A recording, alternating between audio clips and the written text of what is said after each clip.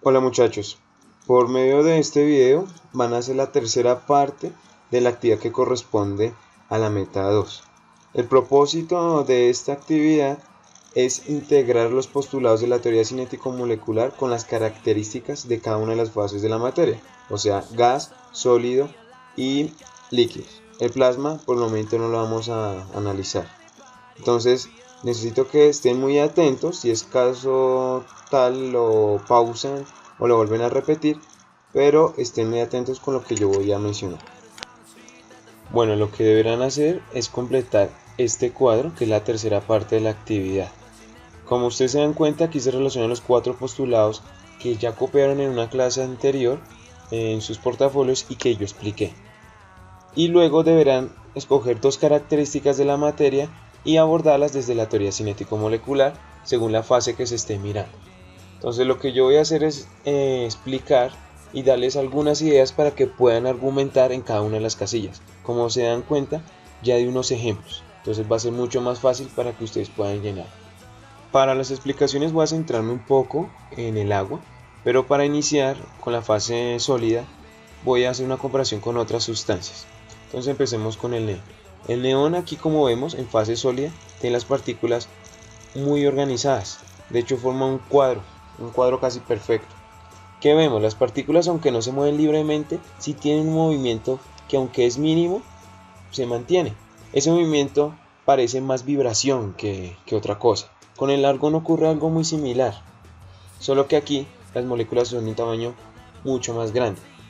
Ahora en el oxígeno molecular vemos que la diferencia es que por cada molécula hay 2 átomos de oxígeno, pero aún así sigue teniendo un movimiento vibracional. En el agua, que es el que nos interesa, vemos que el movimiento en fase sólida es un poquitico más acelerado, pero aún así todas las partículas siguen estando juntas. Bueno, entonces, ¿qué se puede ver en la fase líquida en cuanto al primer postulado?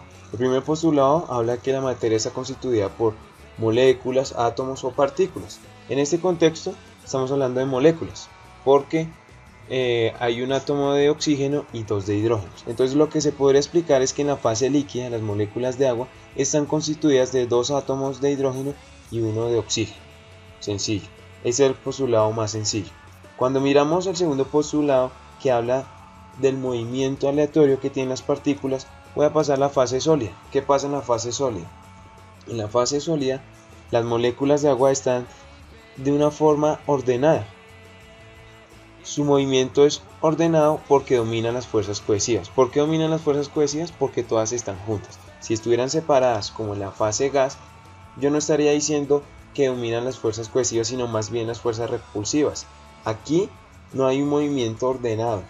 De hecho, es totalmente desordenado. Si miramos en la fase líquida, hay un movimiento más o menos fluido, pero no es un movimiento ni ordenado ni desordenado.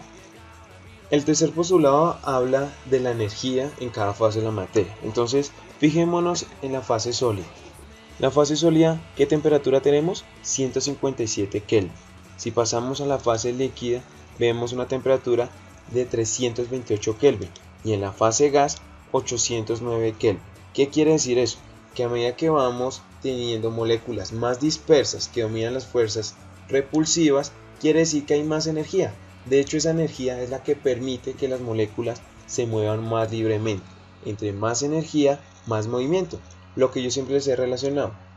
Si ustedes van a hacer ejercicio y se han alimentado bien, pues se van a mover más fácilmente. Pero si están cansados y no se han alimentado bien, se van a mover mucho más lento.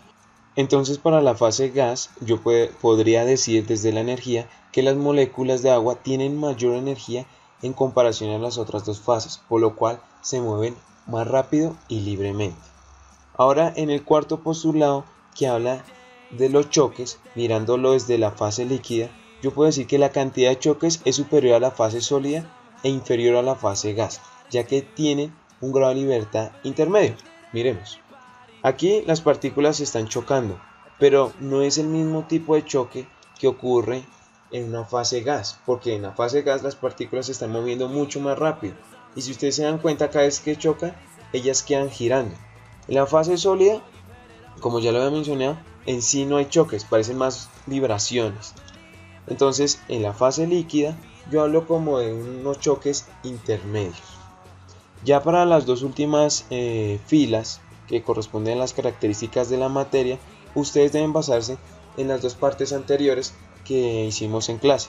Entonces escogen dos características cualquiera, las que ustedes quieran. En este caso yo cogí forma para explicar la fase sólida. Entonces la idea es que usted relacione los 4 postulados anteriores con la forma que tiene la materia en esa fase.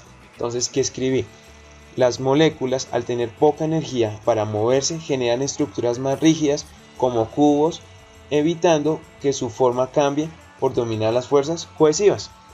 Ejemplo, el oxígeno molecular, si lo pongo en fase sólida, ¿cómo se ve?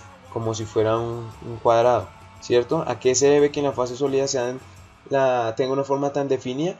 A que dominan las fuerzas cohesivas. Si yo mirara la fase líquida, fíjense que no va a haber una forma definida, que como ya saben, en los líquidos la forma depende del recipiente que los contiene. Entonces, para otra característica, escogí volumen. En esta voy a explicarlo desde la fase gas. ¿Qué pasa con la fase gas desde el volumen?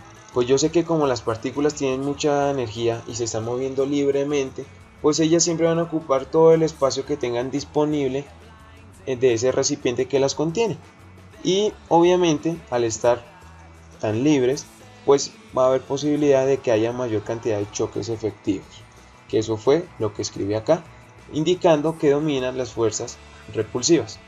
Entonces lo que tienen que hacer es completar las casillas que yo no completé de acuerdo a la información que yo relacioné y que pueden deducir desde lo que acabo de explicar.